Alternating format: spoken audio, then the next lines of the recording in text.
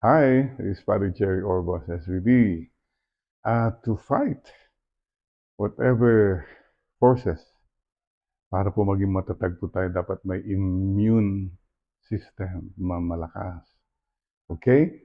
So, ano po panlaban sa temptations, panlaban sa mga nakakasira sa pamilya, nakakasira sa bayan? Highly recommended po, beer every day. Spiritual beer. You want to be strong, every day be Bible. The Word of God is a lamp upon my feet. Hold on to the Word of God. E, Eucharist. Go to Mass.